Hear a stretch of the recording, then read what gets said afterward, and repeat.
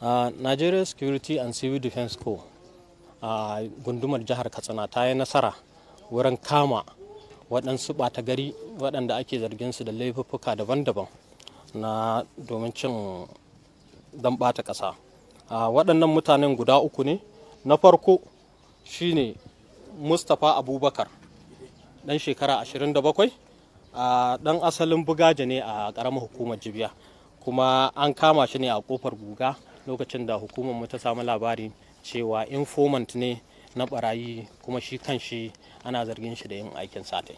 So bayan mun kama shi a ranar 21 ga watan August 2021, an yi ɗanyi bincike a kan shi, kuma a binciken da aka yi a kan shi kuma ya tabbatar shi da kanshi cewa lalle ya aikata laifuka makamantan irin waɗannan wanda suka shafi kamar laifin haɗa kai wurin aikata laifi, taimaka ma da kuma shi kanshi yi wurin sata shanu, kuma ta'addanci, da kuma yana tare da barayi.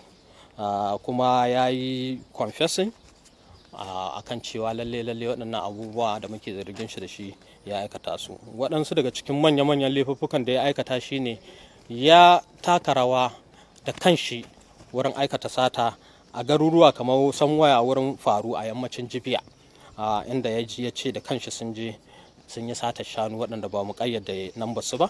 Kuma a ƙauyen Hajja a cikin Zamfara ma ya ce sun je can sun saci shanu kusan guda 50 da kuma tumaki kusan guda 55. Kuma a cikin Bungudu kuma a Zamfara can ɗin ma kuma ya ce can ma sun je sun saci shanu kusan guda 40 da kuma tumaki da awaki kusan guda 90. Waɗannan lalle ya ce ya sa hannu a ciki da shi aka yi satai. Sannan kuma ya ce ya ba da labari akan wata sata da aka yi kamar a ɓangaren a Gangara a cikin Jibiya shekara 2 da ya wuce, da Tankuri a cikin Bugaje shi ma Jibiya shekara 2 da ya wuce, wanda ya ce a nan wuraren su kuma da shi ne ya yi waya ya ba da labari aka je aka aikata aikin ta'addanci a waɗannan wurare. Kuma a cikin bayanan da ya yi kuma ya ba mu labari na waɗansu mutane waɗanda su ma suke taka rawa a wurin sanar da waɗannan mutane mazauna daji barayin nan na shanu da kuma bandits akan ba su labari a inda za su iya kai farmaki. Ba za mu faɗi maku sunansu ba saboda har yanzu muna cikin bincike, kuma muna ƙoƙarin insha Allahu su ma din mu kama su domin a gurfanar da su a gaban kotu.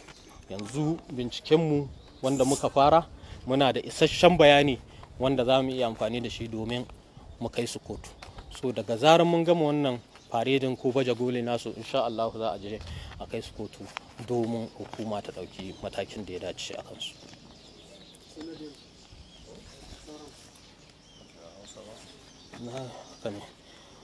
Waɗannan guda biyun su kuma Malam Haruna Musa ɗan shekara 30 da kuma Adamu Ibrahim ɗan shekara 45, su kuma an kama su ne da zargin satar raƙumi, ko kuma mu ce cattle rustling generally.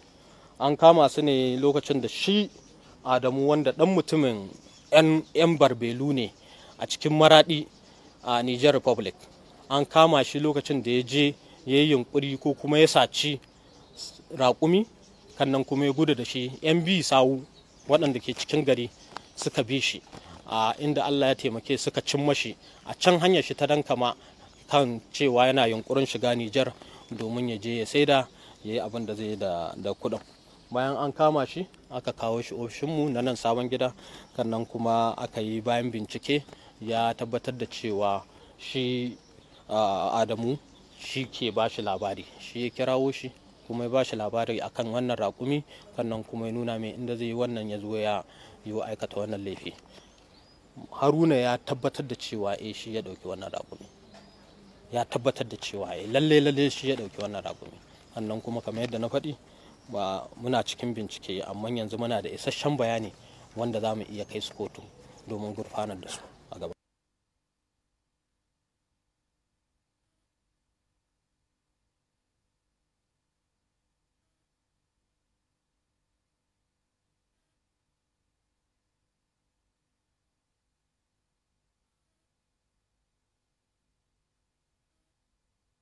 Kar ku manta da ku danna mana subscribe, sannan ku danna alamar ƙararrawa, ku yi mana like, sannan za ku iya yin comments da albarkacin bakin ku.